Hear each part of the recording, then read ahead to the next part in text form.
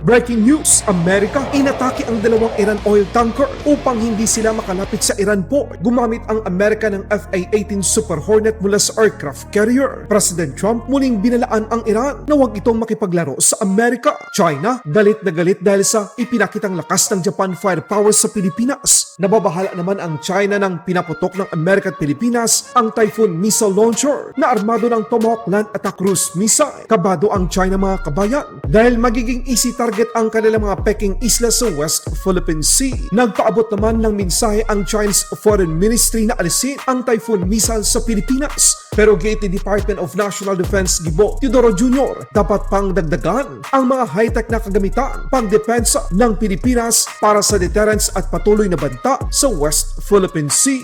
US Indo-Pacific Command Commander sinabing ang balikatan ay isang paghahanda sa depensa ng Pilipinas laban sa banta ng China. Not to speak for you, but these are direct threats to the sovereignty, the prosperity, freedom of the Republic of the Philippines. Pag-atake ng Amerika sa mga asset ng Iran, sunod-sunod na dalawang barko ng Iran ang pinasabog ng puwersa ng Amerika. Nitong ika-8 ng Mayo taong kasalukuyan, ang puwersa ng Amerika ay pinarelisa ang dalawang Iran flag oil tanker sa Gulf of Oman. Ito ang MT Sea Star 3 at MT Sevda. Ano ang ginawa ng Amerika? Isang FA-18 Super Hornet fighter jet mula sa aircraft carrier na USS George W. Bush ang naglunsad ng precision munition laban sa dalawang Iran oil tankers. Ang target ng eroplanong pandigma ng Amerika tamaan ang mga tambutso ng dalawang barko. Ito ay upang hindi na sila makalapit at makapasok sa Iran port. Bahagi pa rin ito ng patuloy na US naval blockade laban sa Iran. Layunin nitong pigilan ang pagpasok at paglabas ng mga barko sa mga pantalan ng Iran bilang tugon sa kasalukuyang sigalot ng dalawang bansa. Ito na ay katatlong Iran flag vessel na inatake ng Amerika sa nakalipas na ilang araw. Hanggang ngayon, mahigit sa 50 commercial vessel na ang naharang at napigilan ng US Central Command. Muli namang nagbabala si President Trump laban sa Iran na huwag nilang subukang makipaglaro sa Amerika. Bilisan nila ang paglagda sa kasunduan dahil kung hindi, muling pasasabugin ng Estados Unidos ang iba't ibang military target sa bansang Iran. They trifled with us today. We blew them away. They trifled. I call that a trifle. I'll let you know when there's no ceasefire. You won't have to know.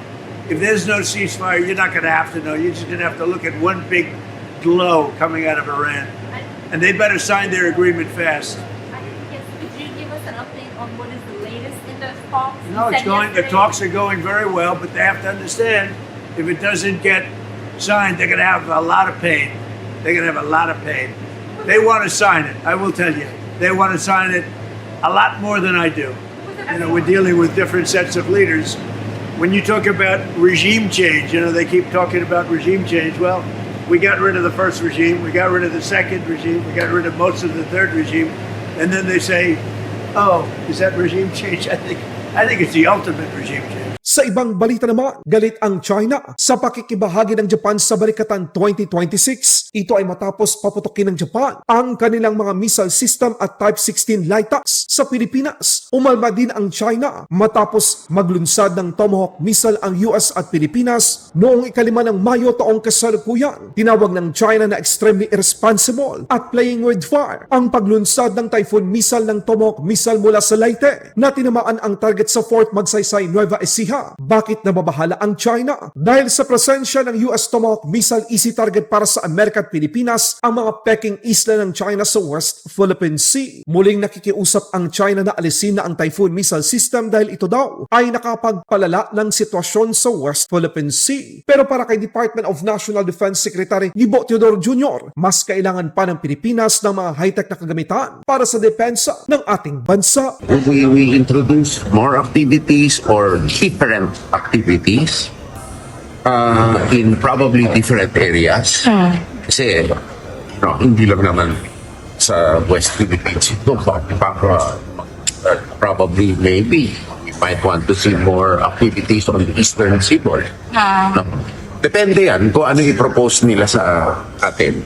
And I believe that this demonstration, complex as it is, really will underscore to the host country's audience, the Filipinos, the need to preserve our military spaces and to invest in higher technology, because with precision comes safety. With precision, of course, comes lethality, but then again comes safety.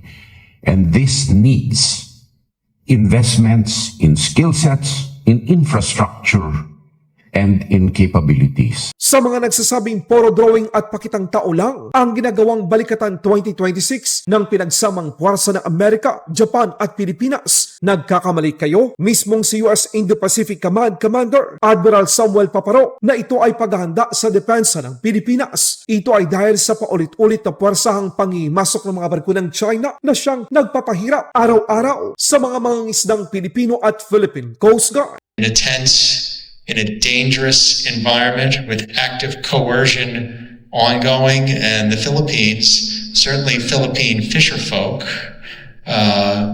Philippine Coast Guard experience it every day. I'm not to speak for you, but these are direct threats to the sovereignty, the prosperity, freedom of the Republic of the Philippines. Amerika ayaw talagang magpaawa gamit ang HIMARS. Ipinakita nito kung paano didepensahan ang mga baybay ng Pilipinas laban sa mga barko ng China.